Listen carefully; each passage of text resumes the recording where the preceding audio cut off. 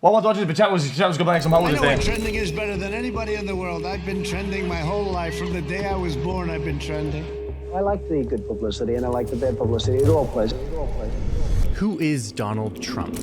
A while back I realized that for all the attention Trump gets, I actually didn't know much about his life, how he rose to become one of the most powerful people on the planet, and what his life and career can teach us about what he really wants. I didn't know any of that. So I delved in to try to better understand how he rose to power, and most importantly, why there are so many products with his name and face on them. I'm in your chat.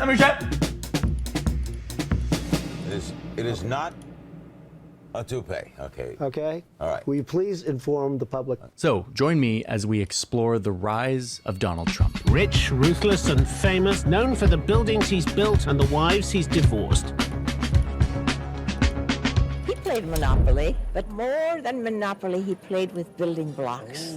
Always with building blocks. Donald Trump was born in Queens, New York, a river away from the gleaming skyline. Guys, we have nothing to do. We're waiting for this to download it. It takes a minute. I didn't know what they download. I thought he was I a middle downloaded child it. of 5 kids, the son of an immigrant mother from Scotland He makes good videos, who he makes ran good the videos, Trump yeah. home, and who was known for her charitable work in the community. But in Trump's telling, his father was his greatest influence. My father built low and moderate income housing in Brooklyn and Queens. His dad made a big fortune taking advantage of post-World War II government programs that funded affordable housing complexes during New York's rapid growth. By all accounts, Fred Trump was an obsessively hard worker, saying that he was successful because he could, quote, squeeze 9 days of work into a 7-day work week. Growing up, young Donald was the rich kid on the block. But even still, his hardworking father forced him to have a newspaper delivery route to He kind of like me. He's teach him hard work. Though apparently when it rained, his dad would drive him around on his newspaper route in his Cadillac. Okay. Fred Trump focused on teaching his son say that again, Johnny Harris. route in his hard work. Though apparently when it rained, his dad would drive him around on his newspaper route in his Cadillac. Yo, Johnny Harris, I don't give a fuck. You know nothing about delivering papers. I deliver the papers, okay? Delivering papers is not it's not about the card you're in or whatever. It's about waking up in the cold mornings and getting out there and putting everything and folding into your bag and doing your fucking runs. It ain't about the car, the method. It's getting out there and doing it. That shit gets fucking annoying, bitch. Okay. Fred Trump That's what it is. focused on teaching If you know, his you son know. the ways of the real estate business, taking young Donald to construction sites from a very young age. He instilled in his son a deep drive to win at anything you do, to be the winner. they're called He would runs, tell yes. Donald that he was raising him to be a king, and that he must become a killer at anything he did. He was tough on Donald, because he wanted him to be a winner. At school, Donald Trump was, in his own words, aggressive. His music teacher, who died in 2015, once said that, quote, there are certain children who need attention all of the time. He was one of those. And even punching that music teacher in the face, apparently giving him a black eye, because, quote, I didn't think he knew anything about music. I mean, he was like in elementary school. But it does show you some of this personality that starts to shape up from a young age. Trump says in his book that he focused on creating mischief because for some reason, quote, I liked to stir things up. I liked to test people. It wasn't malicious, it was just aggressive. You can read a lot more about this in his book, The Art of the Deal, where he talks a little bit about his childhood, as well as this really well-reported biography, Trump Revealed. I pulled a lot from these sources in my reporting here. Anyway. One of the great choices actually did I the ever research. made in terms of success was the choice of going to NYMA, New York Military Academy. Trump's father, Fred, obsessed with hard work and discipline, sent Donald to military boarding school to live full-time when he was just 13 years old. And this is where Donald Trump really starts to It was a thrive. good education. It was a good training. It was a good training. I enjoyed it. From my reading, this military academy was pretty intense. It was a place where, quote, physical brutality and verbal abuse were tolerated and encouraged, both in hazing new students and physical disciplining from teachers. Trump actually thrived on this kind of intense structure. It helped fire up his competitive nature, and soon he would be getting good grades and winning medals for things like having the cleanest room, or the shiniest shoes, or the best made bed, all while going around telling fellow students that, quote, I'm going to be famous someday. And this is where I want to start to make a list of some of Donald Trump's core beliefs that start to become clear from a young age. This is stuff we'll see over and over again, and I want to make a list. First and foremost, the guy is obsessed with winning. You see this all over his childhood and the rest of his life. I was a great baseball player. What position? First base, catcher, first base. Trump was super into baseball. His baseball coach recounts like that, me for quote, real. Donald always had to be number one in everything. He would do anything to win, and he wanted people to know that he was first. So teenage Donald Trump spends the school year thriving at military academy, eventually rising to the rank of captain over the rest of the cadets, and then spending summers back in Queens working with his dad, learning the ways of the real estate business. Both of these experiences are very formative and lay the foundation of who he will become and what he will do in his future. That future continues when he goes off to college. Okay. I went to an Ivy League school. And the way I see it is that his father wasn't okay with him doing the wild night at school and punching teachers and all that, right? And in military, kind of straightened him out like that.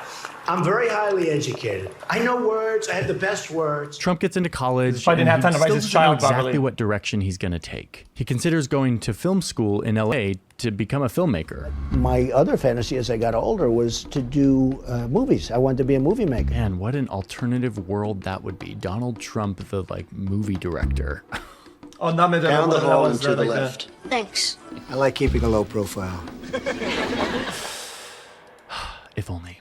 But ultimately, he decided to follow his father's path. He studies economics and business, and this is like during the 70s. There's a war going on in Vietnam. Young men are being recruited, but Trump qualifies for an educational deferment, meaning he gets out of the draft 4 times because he's going to college. Once he got out of school, he would have been eligible for the draft, but he qualified once again for a deferral because of a problem with his heel bone. Though there is some controversy around this, because the doctors who wrote Trump's deferral recommendation both lived and or worked in buildings owned by Fred Trump, Donald Trump's dad. And there's some speculation as to whether or not he actually did have a heel spur, or whether or not these doctors were doing Donald Trump's dad a favor by making it so his son wouldn't be sent off to war. Either way, he didn't go to war, and instead starts working for his dad's thriving real estate business. Okay. Building lower and All right, I'm going to be weird and I'm going to say it. Sorry, Chad, you might not like me hearing you saying this, okay? But I got to keep it a bucket. I don't think it's a responsibility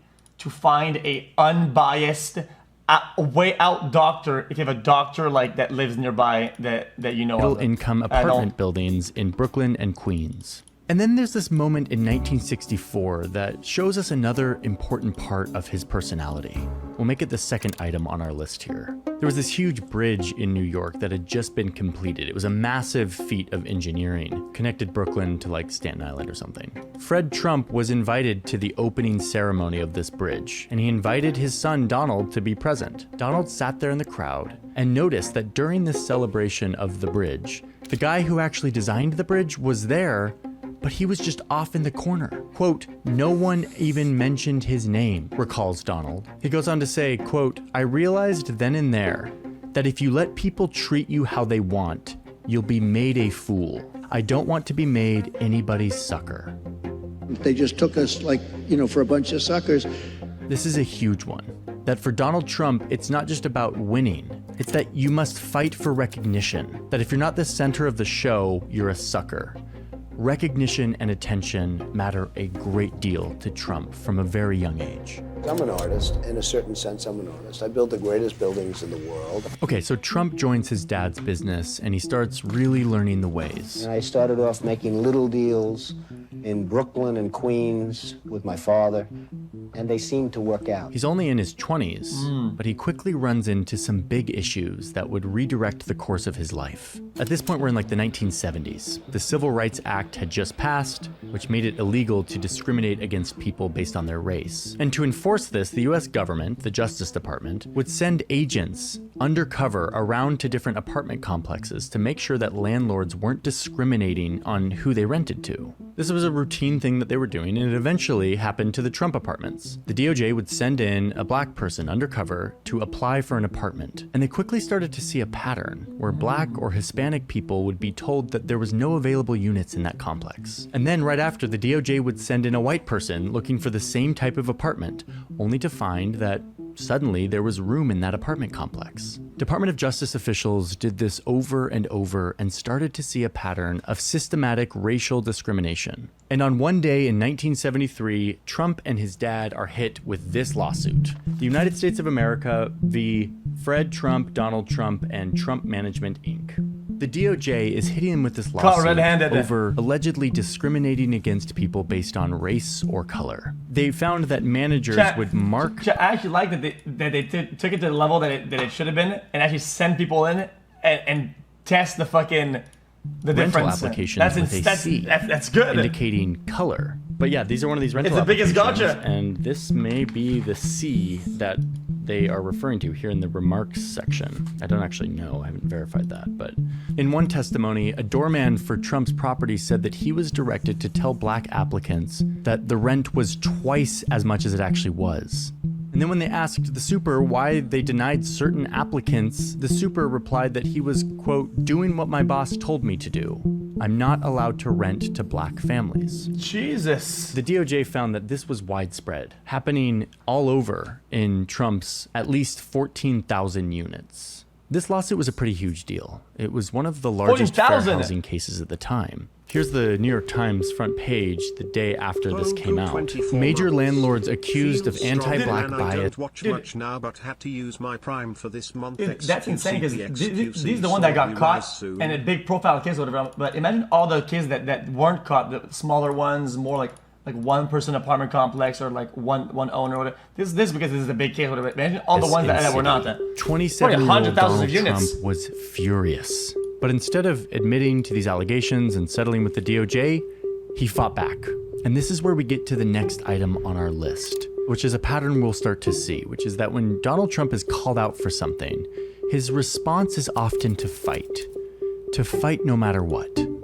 I think people see me as a fighter. I think people have always seen me as a fighter. They know that I don't take a lot of crap from people. The Trumps responded by countersuing the Department of Justice for $100 million, claiming that they made false statements. Now, the judge dismissed this suit outright, saying that there was no basis for it. But even still, the Trumps fought on. During this time, Trump said that, quote, I'd rather fight than fold, because as soon as you fold once, you get the reputation of being a folder.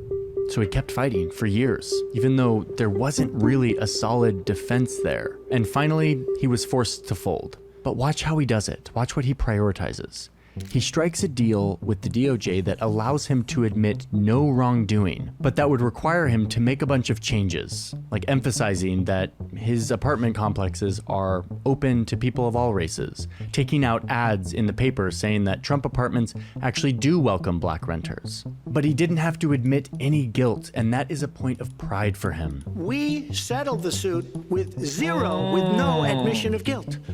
It was very easy to do. It's a combo of Fighting folding no matter but bending what over. Means never admitting you're wrong, regardless of the circumstances, never apologizing, never folding. It's something that all humans do. They evade responsibility, but Trump has kind of made a brand out of it. It's a pattern that we'll see over and over. But anyway, a bigger point I want to make here is that this whole lawsuit really turned Donald Trump off of his dad's business. He didn't like this whole renting to middle and lower income tenants. It was causing too much trouble for him. Remember, he grew up in a rich New York City family with a reputation and connections. He had a taste. Listen, I know this sounds, listen, buddy.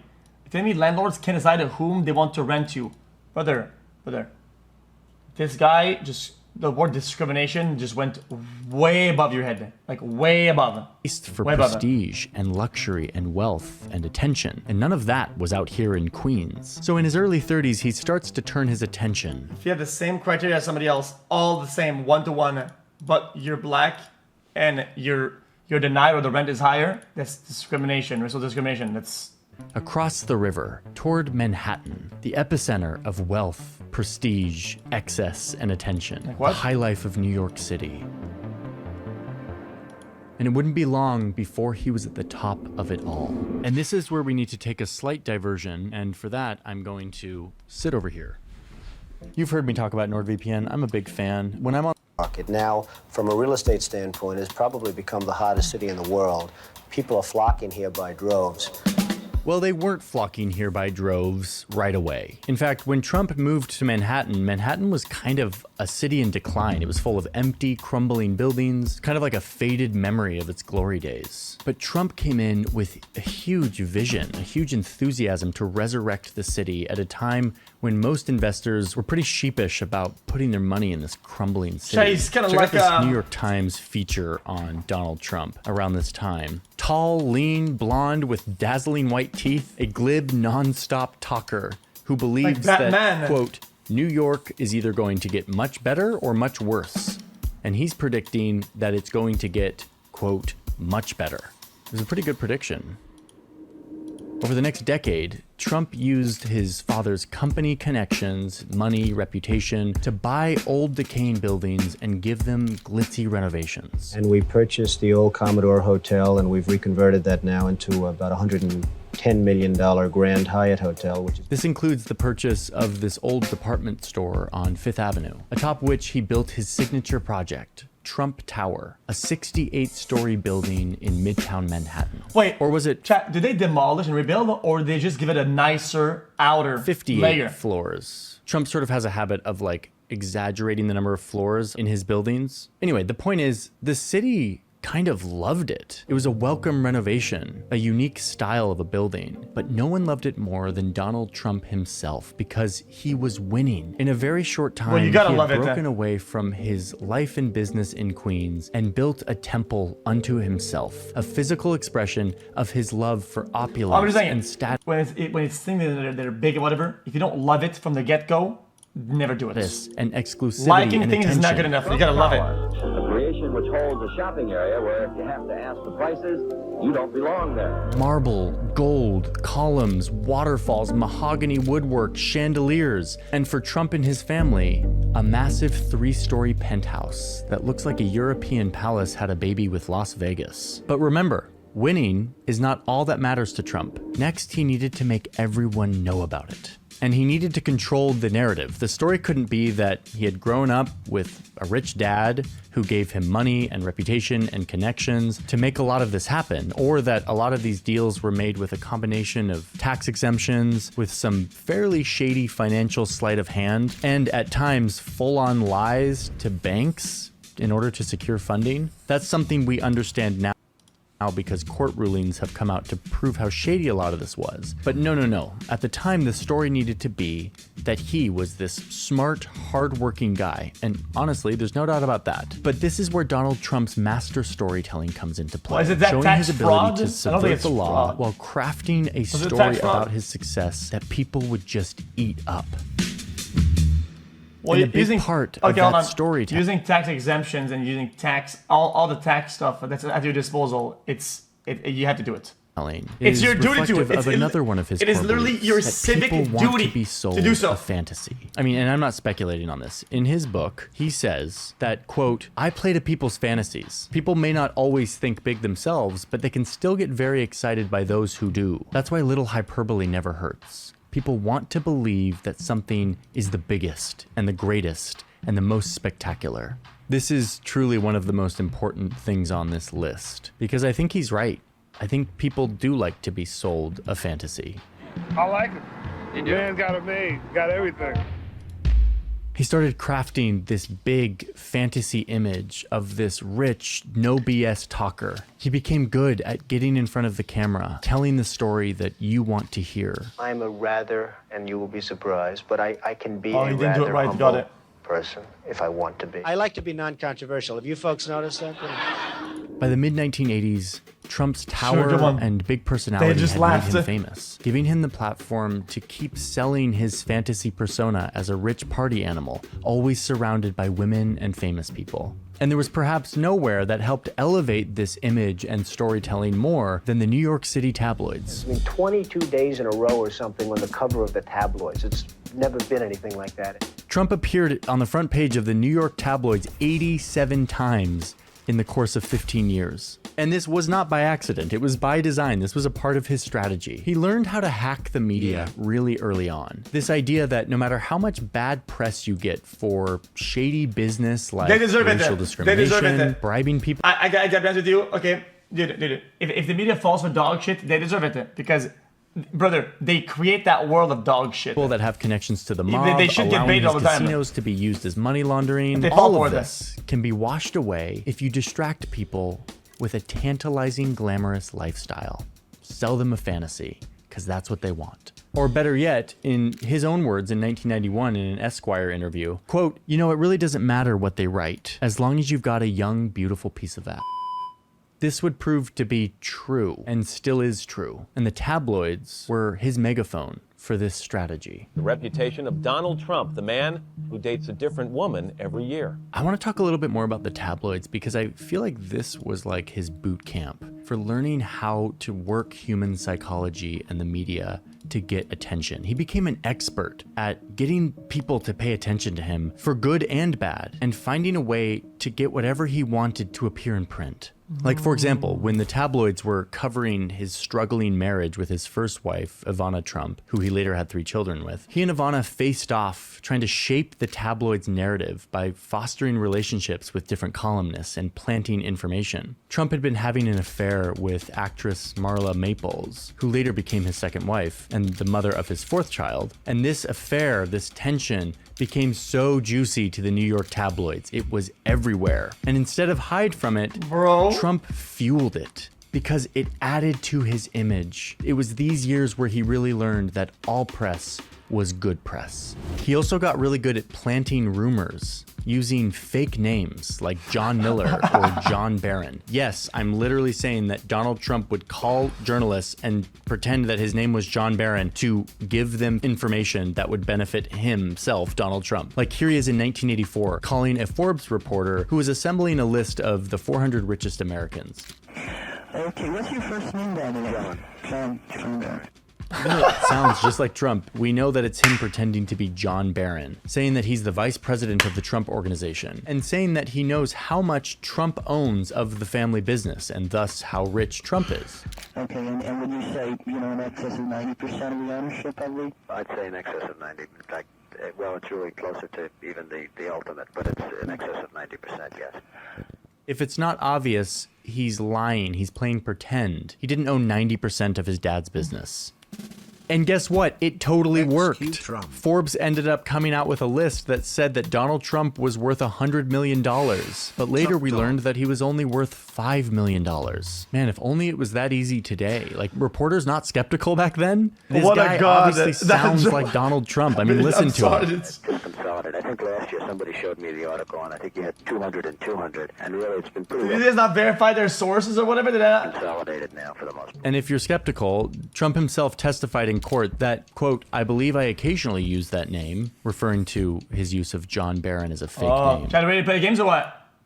Guys, we watch the rest of this later. It's fine. Yeah, guys, by the end of the and chapter. As his baseball coach said way back when he was a teen, Trump will do anything. Catch up. I'll be there in 15 minutes. Chat. I'll finish my video. To win. I'm enjoying my video. This is a good video. Let's This is be a good clear, video. though. I enjoy it. The definition I enjoy of winning here isn't what most of us think of, which is being the best at something while following the rules that everyone else follows. To Trump, winning means making people think you won, making people think you're worth $100 million, even though you're really worth $5 million. The truth doesn't matter. The perception matters. It does. He gave them the drama that they wanted about his divorces and relationships, and in exchange, he got the attention that he craved and that he used to craft his image. So far this is my list, my interpretation of what motivates this guy, what he really believes, how he thinks, dude, and how he's used. It's not that lying makes you cool, brother. Is that these reporters, they don't check their sources. They do clickbait all the fucking time. I'm sure at the time, if some guy called them out and said some false shit, false bullshit, whatever, they would bite and make a headline for it. So if this is gonna be used against you, it might as well be used for you. Fuck it, dude. To be successful. Why should you only in get the short real end of the estate stick always? But soon, in much, much more. Was the darling of the 80s, is seen in the 90s as a man in trouble. This surely will be my favorite part of the video because it's about to get wild. Uh-oh. There is a new billionaire in town. Trump's the name. Donald Trump is a major deal maker, a swashbuckler. Throughout the 80s and 90s, Trump's name starts to appear on everything. Trump Magazine, real estate and luxury living. Dear reader, over the years, I've developed an intensely cogent philosophy.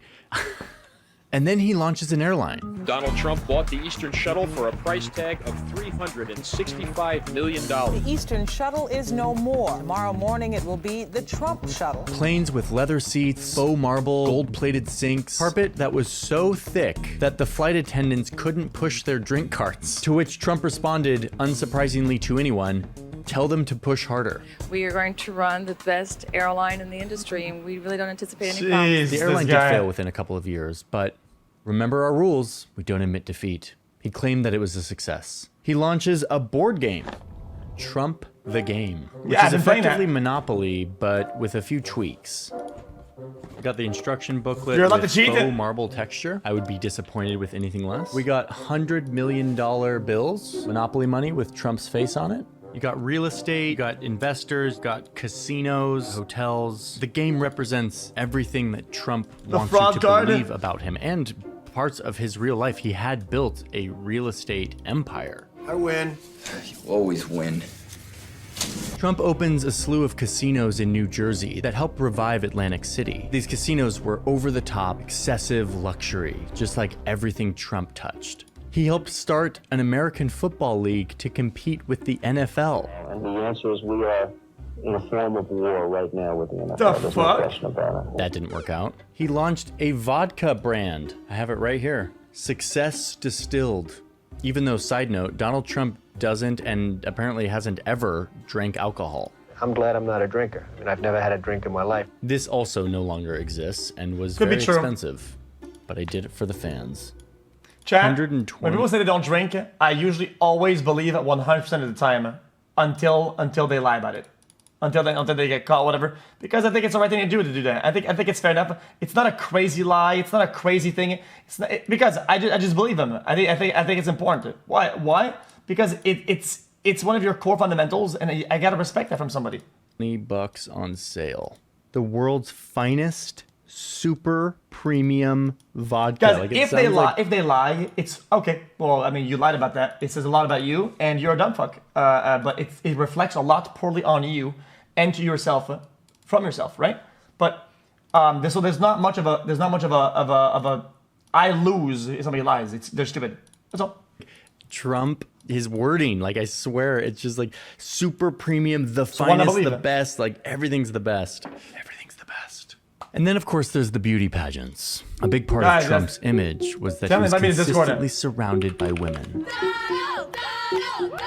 So he bought up major beauty pageants. They stated there was no is everybody okay? And you see these incredible looking women. And so I sort of get away with things like that. At least 26 women have come out publicly accusing Donald Trump of some form of sexual misconduct. This includes his ex-wife, who accused him of sexually assaulting her, but then later softened the allegation after a legal settlement. Anyway, this is a long list of women and accusations that each have a specific context and Wait, how many? results. But it includes one case where Trump was found guilty for sexual abuse. Now, he denies all of this. That is until he thinks he's not being recorded. I gotta use some Tic Tacs just in case I start kissing her. You know, I'm automatically attracted to beautiful. I just start kissing them. It's like a magnet. Wait, found guilty. I don't even wait. And when you're a star, they let you do it. You can do anything. Whatever you want. Grab them by the you can do anything.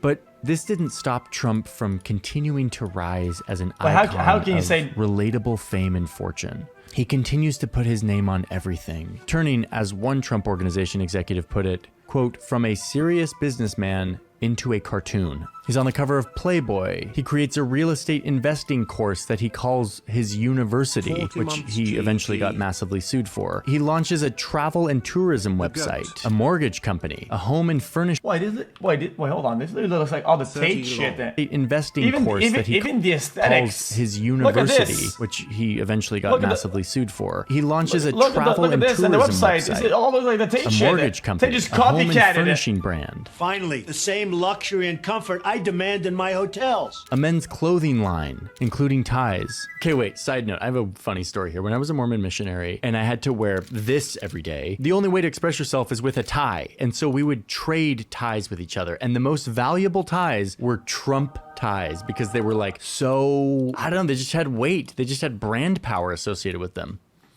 Yeah, I once traded Mormons a Trump and Trump, hat, not gonna huh? lie. Anyway, moving on. There's Trump Winery, and then he's suddenly launching a steak brand. When it comes to great steaks, I've just raised the stakes. Like, we kept finding new things that Trump's name was on, like this urine test kit that is currently on eBay for a couple $100. No, we did not buy it, right? $500. No, thank you. Oh my God, we almost pulled the trigger on that one. Nope. And then, of course, this literal water called Trump Ice with the guy's face on it. Yeah, I think and the problem is the just branding water sucks. From 2004 or something. They also paid a lot of money. I feel like something Trump should have done a long time ago, chat, is get a good brand, a person, somebody, or a good artist. A lot of this shit looks like it's failing just because the branding sucks. For this collector's item. Oh no, it expired in 2004. Everything looks cheap as fuck. We're going on 20 years tacky. from when this expired. 20-year-old water. I wonder how it's doing. Should I take a sip? Should I open it? Like, what else am I gonna do? I have to take a sip. I'm drinking some right now. I'm doing it. Oh, whoa. This expired 20 years ago. Well, don't do that. Dude, the plastic is all dissolved in it. It smells chemically. Yeah, I'm taking a sip. that's This what could it's be my gonna final do. sip. Death by Trump water.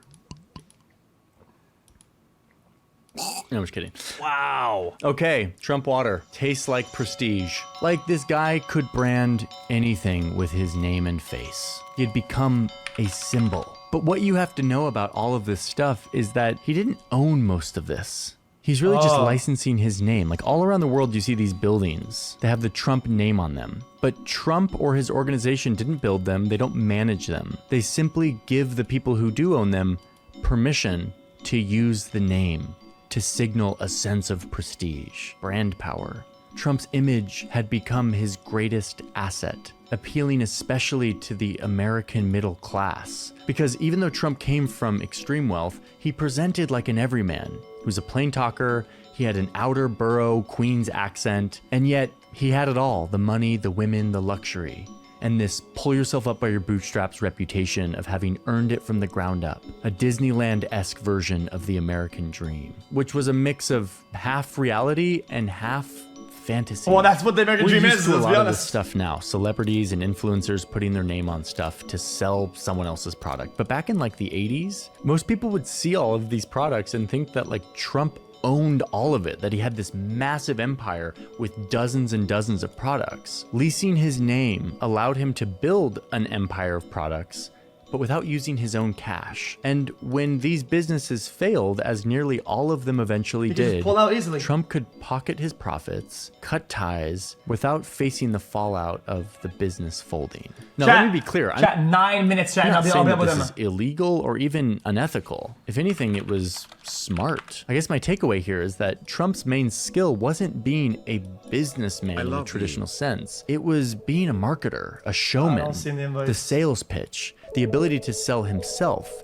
and the fantasy that he built around himself. His rise is almost entirely explained by his ability to do that, combined with the fact that he was born and raised with an obscene amount of money to get him started. Okay, but let's move ahead with the story. I've emphasized this enough. Trump has built this big fantasy brand. It's really working. He's making a lot of money. He becomes like an icon. But by the early 2000s, his brand was kind of losing its luster. I want to play COD. I'm enjoying this video though. Starts to I want to finish kind it. of decline. His casinos were filing for bankruptcy, and his glory days seemed to be maybe over. But that would change in 2004 when he was able to once again monetize Wait, his bankrupting persona. casinos, This what the time on a reality TV show. New York City, it's the benchmark for success. Believe me, I know. My name is Donald Trump, and I'm the largest developer in New York. The concept was the brainchild of the creator of the reality TV show Survivor, and it was pretty brilliant. Trump would be the boss, looking over his vast business empire. You're fired. And there would be contestants who would compete to impress the big boss enough to get hired. This ended up being a powerful premise for a dramatic show. It was a massive success, bringing in tens of millions of viewers and rejuvenating You know what? Trump's persona, You're actually fired. elevating it. A household name for many Americans who would tune in to watch him act out this role that he had been preparing for his whole life. The showman in the spotlight, entertaining people while also These are your building kids? his brand I'm buying and them his too. image as a ruthless businessman. You're fired. Oh my god, oh my god. The Apprentice with Trump lasted for 14 seasons and laid the foundation of what would happen next. His launch into running for president. I am officially running for President of the United States, and we are going to make our country great again. Do you have the genes to be a successful politician? Well, you never really know. I think I'm pretty outspoken, and that's not probably a good thing in terms of a politician, but it's a good thing if you ever got elected, you can really do the job. You've said, though, that if you did run for president, you believe you'd win. Well, I don't know. I think I'd win. I tell you what, I wouldn't go in to lose. I've never gone in to lose in my life. Trump had flirted with running for office a few times before. On the Republican side, there's speculation that developer Donald Trump may throw his hat into the ring. But it was only in the 2000s, while he was crafting his image on The Apprentice, that he started to insert himself into politics more and more. Like in 2008, when he challenged whether or not then candidate Barack Obama was actually an American citizen. More recently, Donald Trump have questioned President Obama's citizenship. We have to look at it. We have to see, is it real? Now, this was an overt display of racism that did not land well with a lot of Americans, and it coincided with a sharp decline in The Apprentice's ratings. Eventually, most of Trump's branded ventures would go on to fold, and once again, he seemed to be on course for being a name of the past. But we know this guy by now. He is fueled by an endless desire to win and be recognized for it, and he had a pretty tried and true playbook to do it. So in 2015, Trump descended an escalator and threw himself into the spotlight that he knows so well. When he was asked later why he decided to run for president, he said, quote, "Because here's the way I look at it. I have so many rich friends, and nobody knows who they are. You must fight for recognition, or you'll end up as someone else's sucker." Say what you will about Mr. Trump, he certainly would bring some change to the White House. So he wielded his tireless work ethic and his ability to inflame and divide and lie and lie and lie some more and bully all the way into the limelight. After years of practice on smaller stages, he entered the largest stage of them all and expertly sold the fantasy of being the everyman, despite having never lived like anything but a king. And it worked. He won. I want to do a He video. didn't get the most votes, but he still won fair and square. And he became the president of the United States for 4 years. And then, when he lost, he did what he's always done. What Don't want to we be defeated. predicted he would do. He fought it to the death, attacking the rules of the system that he had lost in, selling his lies to an angry population who believed them, and dealing a blow to the foundations of our fragile democracy. And tens of millions of people continued to love it.